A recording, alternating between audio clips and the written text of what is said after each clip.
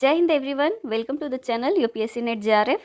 आज हम बात करने वाले हैं पृथ्वी के वायुमंडल की, जो हमारी सुरक्षा कवच है और जिसके कारण हमारा अस्तित्व है।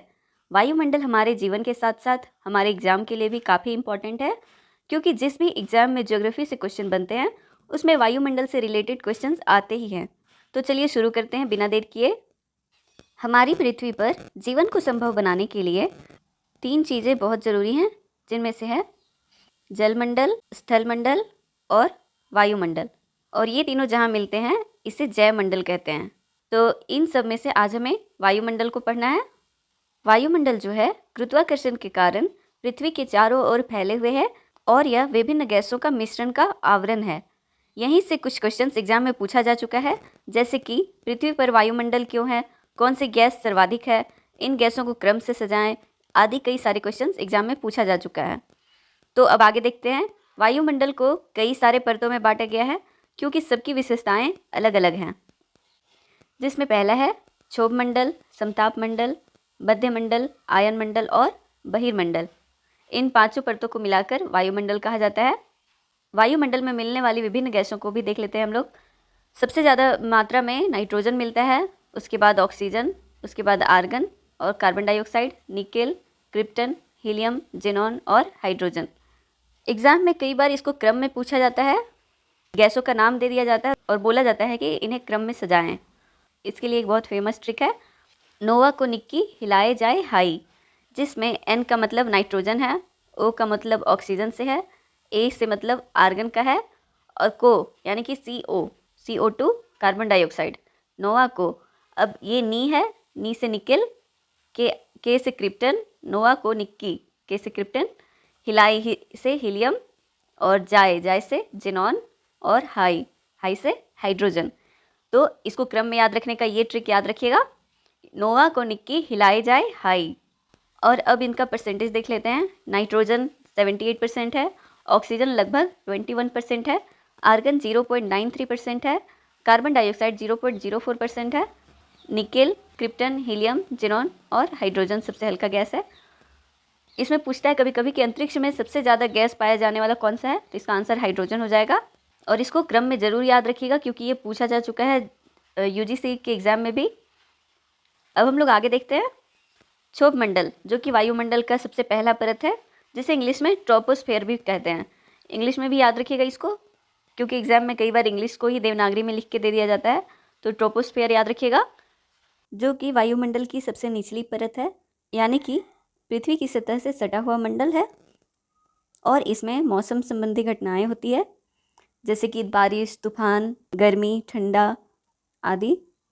और मौसम संबंधी घटनाएं होने के कारण इसे संवहन मंडल भी कहा जाता है। और कई बार इसकी ऊंचाई पूछा जाता है, तो सारे मंडल का ऊंचाई भी याद रखिएगा। तो क्षोभ मंडल की ऊंचाई जो है ध्रुव पर 8 किलोमीटर है और विषुवत रेखा पर 18 किलोमीटर है। इस मंडल के बारे में एक और चीज़ जान लीजिए कि क्षोभ मंडल में भारी गैसों की मात्रा अधिक है, इसलिए CO2 जो है वो ज़्यादा इसी मंडल में पाया जाता है। और गर्मी के दिनों में क्षोभ मंडल की ऊंचाई बढ़ जाती है, क्योंकि हवाएं गर्मी के दिनों में गर्म हो जाती है, इसीलिए हवाएं ऊपर उठने लगती है, इसलिए क्षोभ मंडल की ऊंचाई बढ़ जाती है गर्मी के दिनों में। और ऊपर जाने पर तापमान में गिरावट होता है। तो कितना गिरावट होगा?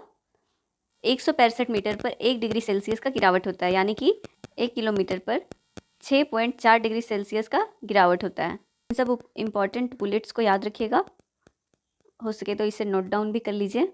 नेक्स्ट मंडल देखने से पहले हम ग्रीन हाउस प्रभाव को देख लेते हैं, क्योंकि क्षोभ मंडल में ही ग्रीन हाउस प्रभाव संबंधी घटना होता है। तो ज़्यादातर ग्रीन हाउस प्रभाव से क्वेश्चन ये पूछा जाता है कि इसमें कंपोनेंट्स कौन कौन सा है, यानी कि इसमें कौन कौन सी गैसें पाई जाती हैं। तो इसमें कार्बन डाइऑक्साइड, मीथेन, जलवाष्प, ओजोन, CFC और नाइट्रोजन ऑक्साइड पाया जाता है।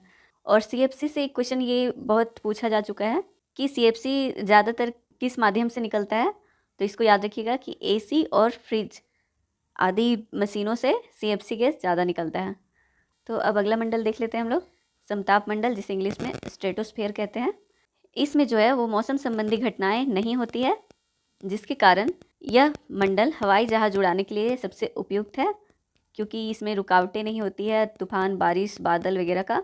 और इसमें तापमान स्थिर होता है और इस मंडल का सबसे इम्पॉर्टेंट चीज़ है ओजोन परत, क्योंकि इसी से क्वेश्चन बहुत ज़्यादा बनता है समताप मंडल में कि ओजोन परत क्या है। तो यह ऑक्सीजन के 3 अणुओं से बनता है ओजोन परत, और यह हमारी सुरक्षा कवच के रूप में काम करता है। और इसकी ऊंचाई लगभग 25 से 40 किलोमीटर होता है, और ओजोन को मापने का इकाई डॉप्सन है। ओजोन परत जो है वो हमें पराबैंगनी किरण से बचाती है। अगर ओजोन परत नहीं हो तो पृथ्वी पर जीवन संभव नहीं हो पाएगा, क्योंकि सूर्य से आने वाली यूवी किरणें जो हैं इन्हें रोकने का काम ओजोन परत ही करती है। और ओजोन परत का क्षरण हो रहा है CFC के कारण, यानी क्लोरोफ्लोरोकार्बन के कारण। ओजोन परत के क्षरण को रोकने के लिए ही हर साल 16 सितंबर को ओजोन दिवस मनाया जाता है, ताकि ओजोन परत के क्षरण को रोकने पर काम किया जाए।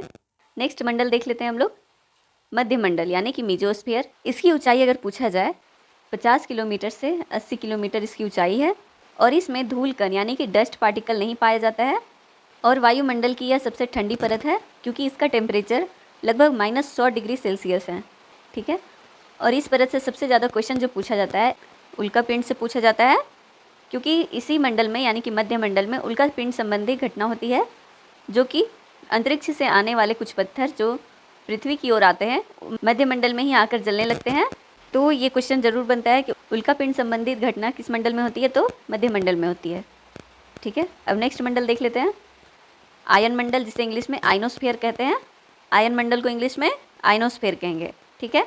और ये मध्य मंडल जहाँ ख़त्म होती है वहाँ से शुरू होती है, यानी कि 80 किलोमीटर से 640 किलोमीटर तक। आयन मंडल की ऊंचाई कितनी है? 80 किलोमीटर से 640 किलोमीटर।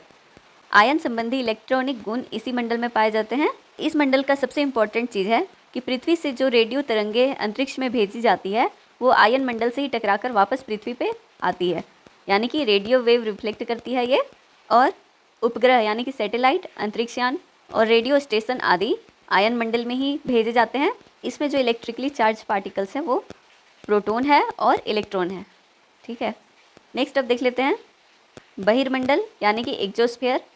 बहिर्मंडल को इंग्लिश में एक्सोस्फीयर बोलते हैं, और इसकी ऊंचाई आयन मंडल जहाँ ख़त्म होता है वहाँ से इसका शुरू होता है 640 किलोमीटर, और इसका अंत नहीं दिया गया है, क्योंकि 640 किलोमीटर के बाद अंतरिक्ष में विलीन हो जाता है बहिर्मंडल, जिसे बाह्यमंडल भी कहते हैं। और इसमें बिल्कुल हल्की हल्की गैसें पाई जाती है, जैसे कि हाइड्रोजन और हीलियम। हाइड्रोजन और हीलियम जैसी गैसें इसमें पाई जाती है।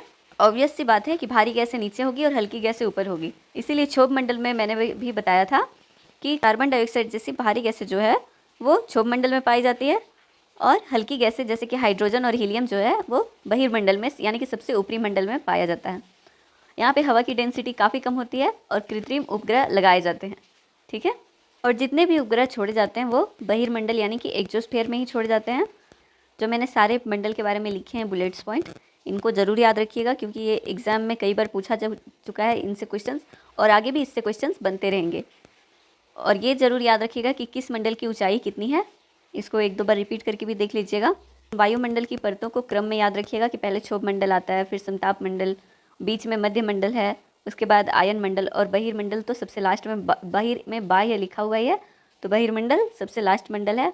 इसको एकदम याद रखिएगा लाइन से। और इसका इंग्लिश वर्ड भी याद रखिएगा कि इसे ट्रोपोस्फेयर कहते हैं क्षोभ मंडल को, समताप मंडल को स्ट्रेटोस्फेयर कहते हैं, मध्य मंडल को मीजोस्फेयर कहते हैं, आयन मंडल को आइनोस्फेयर कहते हैं, और बहिर्मंडल को एक्सोस्फेयर कहते हैं।